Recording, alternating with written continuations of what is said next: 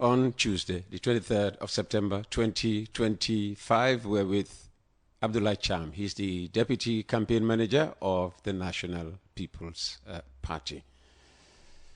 Do you feel that the party you represent, the National People's Party, reflects the aspirations of your generation, young people, or is that a work still in progress? Yes. Anyway, Uncle Peter, I would say yes, because I think the party and the government is definitely giving due consideration to the young people of this country, and I think that is very, very important. If the youths were not given the right opportunities in the party, I would have said I don't think we are the right party to continue to support heading to 2026. But I've seen young people are given key positions in government, and I think we have a lot of examples like our information minister, Dr. Ismaila Cisse, Honorable Mamadou Sabali, Lamin K. Seydi, Honorable Lang Fofana, you name them. Honorable Abdoulie Cisse, who was supposed to be here this morning, but unfortunately, due to his tight schedules at the commission, he could not be able. We'll get to be here very soon. I think if you look at the government setup, young people are in all levels of the government.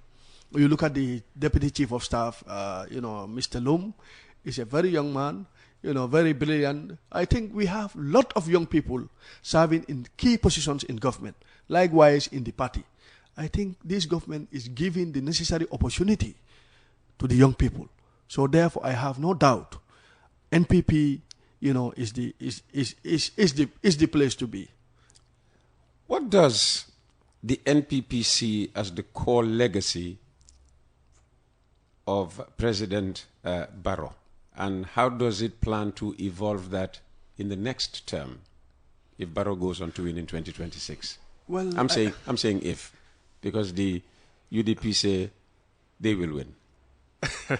We'll come to that. We'll come to that later on. Okay. Let's talk about what you people see as the core legacy under President Barrow. I think, Uncle Peter, the core legacy of President Barrow will be the peace and stability that the country is enjoying, and being a unifying figure. People say we are just naturally peaceful people. No, Uncle Peter. I think today. See how respectful you are. You've been uncling me since you came. People say we are innately peaceful and all of that. Absolutely, I agree. But I think every state has a head of state, and the head of state, should ensure that peace. You're saying if he wanted, he could destabilize the peace. He could have destabilized this country. Well, and I think we saw that peace destabilized, didn't we? Yes, absolutely. Uncle Peter, you are a living witness.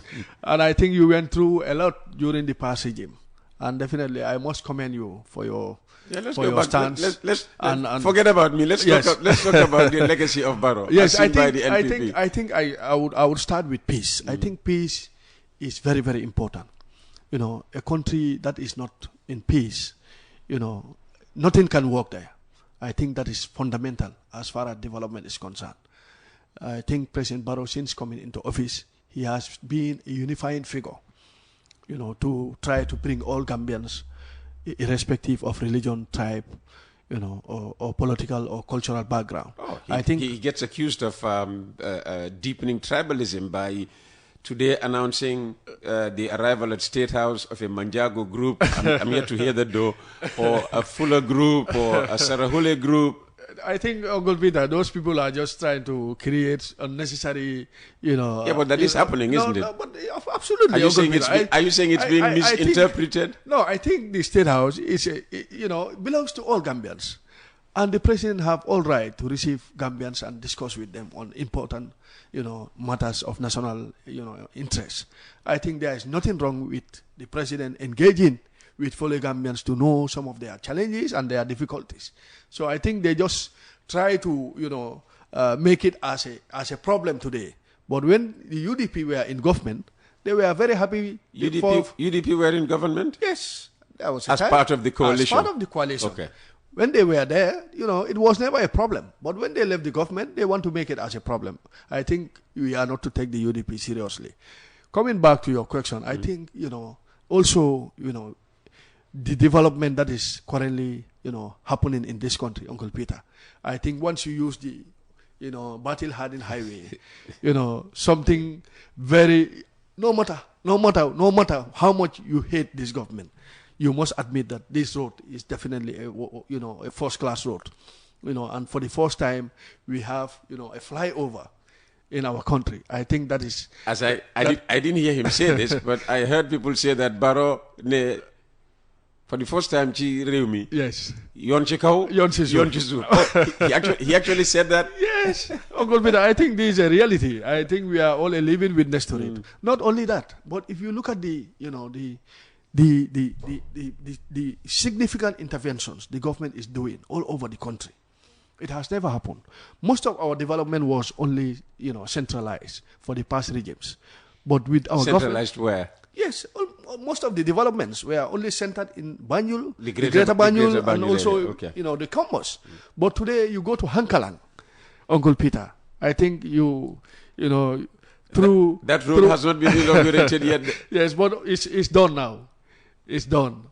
It's just left with little touches. Hakalang has to be the most troubling road in this country for government. I mean, it took so long. Uncle Peter, I think, as a teacher, when we used to go for excursion with students, we normally face a lot of challenges. Sometimes it will take you 3 hours from Bakindik, I think it's Bakindik, to Jufure.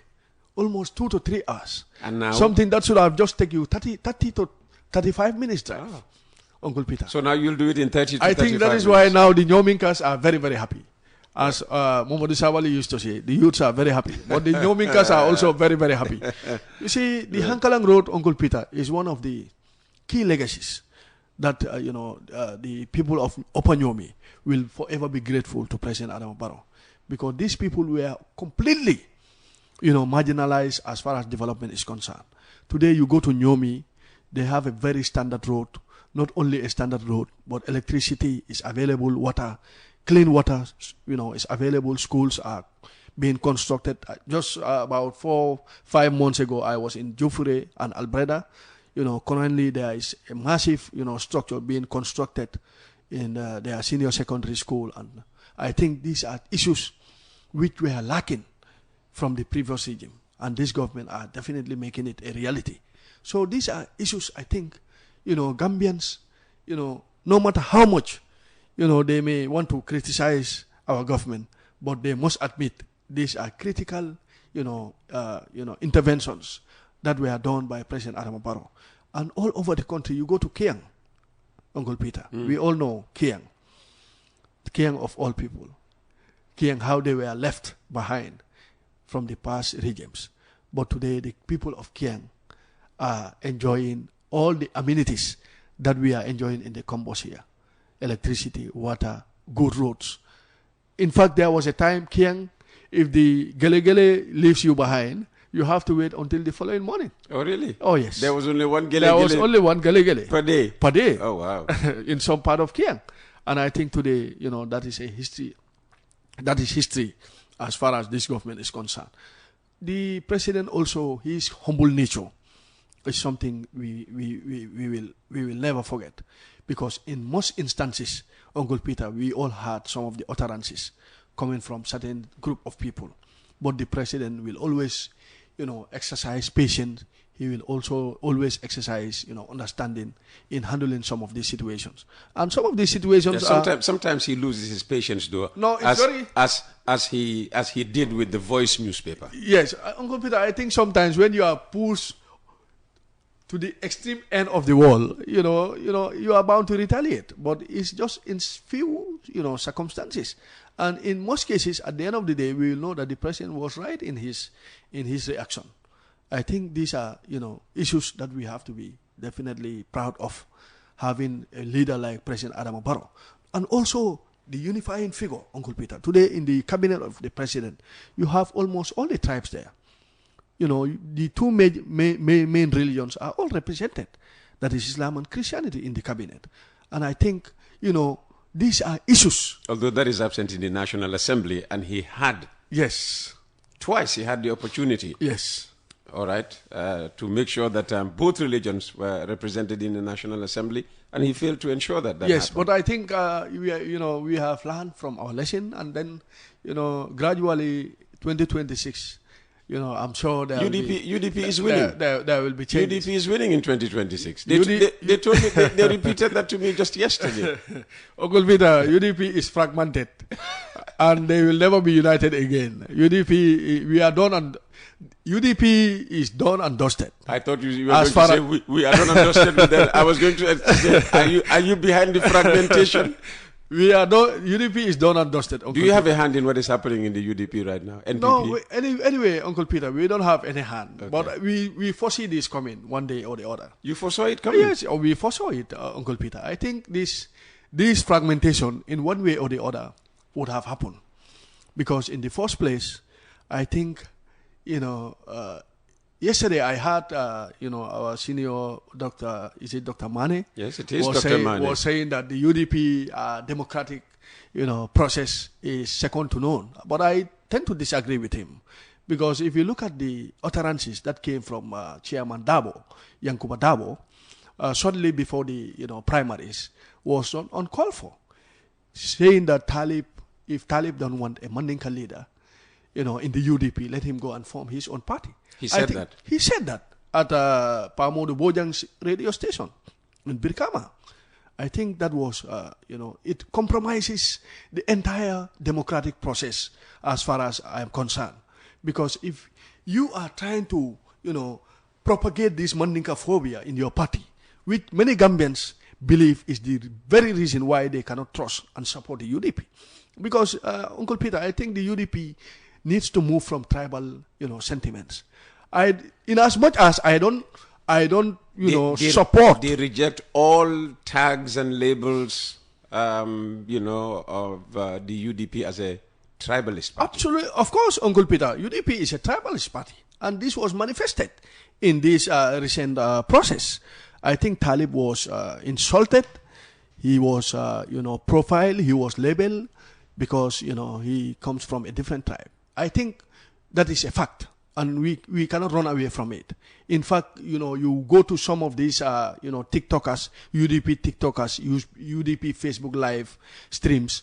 You heard some of the statements there. You wouldn't think that, at this 24th century, Gambians will have this form of mindset. Mane dismissed those as some of these people who allegedly speak in the name of UDP are actually imposters, and they tracked one person to actually being an NPP supporter, militant. I think those are just allegations, Uncle Peter.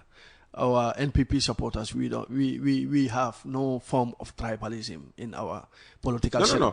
No form of tribalism against your party, yes. But you come out I understand. allegedly I understand what pretending to be NPP and insulting so that people say... No, that is not the case, Uncle Peter. I think that is not the case. There is no NPP supporter who will go pretending as a UDP supporter just to make, certain, utterances that are, found to be, in violation with our, peaceful coexistence. Mm-hmm. I think to me, I would definitely, throw away those allegations. So you foresaw the fragmentation? Yes, we foresaw it. Because to you, it was always a tribal-based, party, and in the case of Talib, which you flagged up, because it's not seen as a Mandinka. Yes. Because Yankuba Dabo said it. It was not my own words. It was from Yankuba Dabo. And Yankuba Dabo is not an ordinary person in the UDP.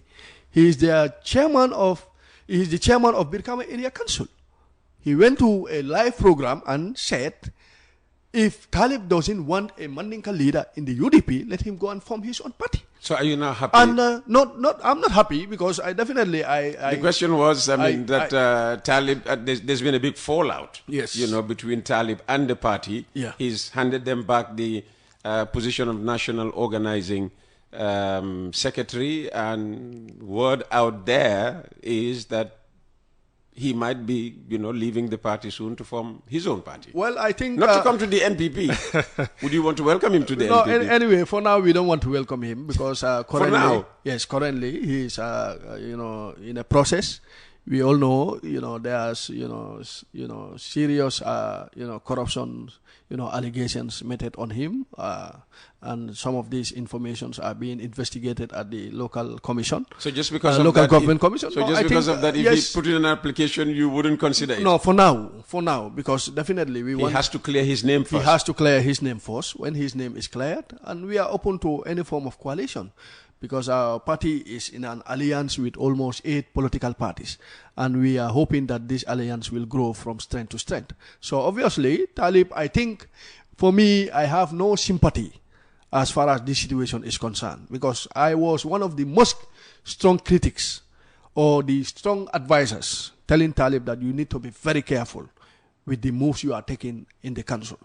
Because I think Talib, could have done better had it been he was not associated with the UDP. Oh. Yes, of course. Because Uncle Peter, if you look at Talib, the UDP were attacking you people amid all these allegations of corruption, under, your, party-led government, and holding up Talib and Rohim Malik Low and Yankuba Dabo and other, chairman, as an example of how to run, a government structure.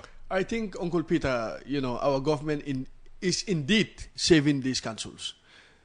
And that is for a fact. If you look at the... How? They say you're trying to sink these councils. No, we are not sinking these councils. That are run by the opposition. We are not sinking these councils. We are, in fact, supporting them in their, in some of their functions. Because if you look at Banjul, the Banjul, rehabilitation project was done by the government of the day. True. Which was the responsibility of the BCC. Because the government mostly focused on capital projects. But these, renovation works here and there, most of the time are done by the council, which the councils are failing to do. So the government is coming in to do the work of the council. If you come to KMC, most of the projects that you see in the KMC, the feeder roads are all constructed by the government. Yeah, but the KMC wanted to construct roads, and you people threw hurdles in their way. That's the charge. Uncle Peter, I think those are just political strategies. But, in reality, it's not happening. Because if they want to construct roads, nobody is stopping them from doing so. The political will is not there. If you look at Talib, when he was campaigning, for his second term, he promised to, construct 8 markets in the KMC. Up to date, we have not even seen a single market constructed by him. Not only that, but even the existing markets, which were constructed by his predecessors, what is Talib doing to make sure those markets are maintained? I think, Uncle Peter, Talib was, seriously misguided by the UDP. They use his, they use the KMC for political gains. When they know they needed him, they no longer needed him, they decide to dump him. And this was something the UDP has dumped Talib? Talib? Of course they dumped him. Because Talib, in his wilderness sleep, he would not have believed that, he will not be the candidate of the UDP. We have insiders. We know what is going on. And I think Talib was definitely... Are you saying he was definitely convinced? He was promised the leadership and failed at the last minute. Absolutely. If you look at his reaction, it tells a lot. Because Talib said he was not expecting Dabo will tender an application letter for the flag bearership. So this came as a surprise to him. It came as a surprise. So when he knew that, even in his own message to the public, when he was tendering his resignation, he said he was never aware that lawyer Dabo, was going to apply for the flag bearership. So that was the reason why he applied. But later on he realized that, in the last minutes, lawyer Dabo, applied. So therefore he's, revoking his, application letter. So I think Talib, I was always advising him to be very careful as a young person. He could have done more if he was given the right advices. But eventually, I think this is a life lesson for him. And if I'm to advise him today, I will tell him to focus on making sure at least he deliver on some of the campaign promises that he promised to the people of KMC. Because myself, I was brought up in KMC. I was born in New Joshua, brought up in New Joshua. Yeah, I think I am he also... he wanted to give you people roads in New Joshua. Well, anyway, we already have road from the, His Excellency President Adama Barrow through the Ministry of Works. Which one? The one that leads to the The graveyard? one that leads to... the graveyard. No, Joko heading to Ibo Town, to Talinding. Okay. So I think... That's only half done, though, because I'm using it every day these days. Yes, anyway, but, it's a process. The road is ongoing, and I think, in due process, in due time, inshallah, it will be completed. And you should tell the president to do something about the, the stagnant water in the New Joshua area. I think, Uncle Peter, that is the role of the council. This is why I said, that we place need to... is terrible, especially where I go to. You see, this is what we need to differentiate. These are roles that should be played by the council. But it's unfortunate, Uncle Peter. What the council should do today, the government is doing it for them. Just look at the OIC, the OIC road. Oh, that's... The sand is almost... okay, the sand. The sand is covering almost all the, all the asphalts. So, and these are to be done by the councils. You look at some of these, waste, waste management is the responsibility of the council. But what are they doing? In fact, the Mbalit project now is a thing of the past. So I think, Uncle Peter, with all honesty, Gambians cannot give, power to the UDP, because if you cannot manage, the local governments, the mayor, you cannot manage the councils. How do you expect to manage the central government? Okay. If you cannot unify your own party as a party leader, how do you expect to unify the nation? Uncle Peter, Gambians are not sleeping. Well, Mane said yesterday that there was stability and unity in the UDP, and nobody should try to, score political points, out of the situation. I think nobody is scoring political points. I think these are realities they cannot run away from. We are seeing, we are seeing what is happening in the UDP. There are prominent people. Just recently, North Bank chairman resigned. Now North Bank is grey, and also they are, one of their, their North Bank administrative secretary who was a long-time member of the UDP. Don't forget that you have your own problems, NPP. No, our problems are not much. Our problems are not much. Our party is relatively steady. We have our structures up and running, and I think the UDP, they have a lot of issues to deal with currently. So this is why they are trying as much as possible to sway away people's mind from the realities. But Gambians are not sleeping. Gambians, you see, there is a saying, if you are looking for a political position, the first time you promise. But once you are there, your work should determine whether people should give you another chance. Is that what is happening in the case of Barrow Absolutely. and the NPP? Absolutely, Uncle Peter. All right. I mean... The conversation for the past 5 to 10 minutes has been about, Talib. Actually, the question was, yes, many young Gambians feel disconnected, I mean, they are just, they just disconnected themselves from formal politics. What will the NPP do to re-engage such young people? Thank you very much, Uncle Peter. I think we are coming up with strategies. This is why not a month ago or two, the Youth Wing Executive were approved by the Central Executive Committee to embark on a consultative dialogue, per se, or a consultative tour to visit all the structures all over the country, engage with our party, coordinators, youth coordinators, their deputies, and also, some youth, leaders within the party to come up with strategies as to how we can definitely continue to empower the young youth people, the youthful population of the party. And I think, currently, it was a 10-day tour. The executive of the Youth Wing went all over the country.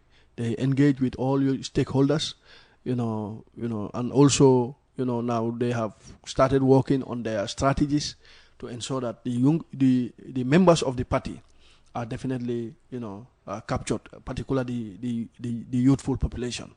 And I think, our party, we have both the male youth and the female youth coordinator. These people, they work together.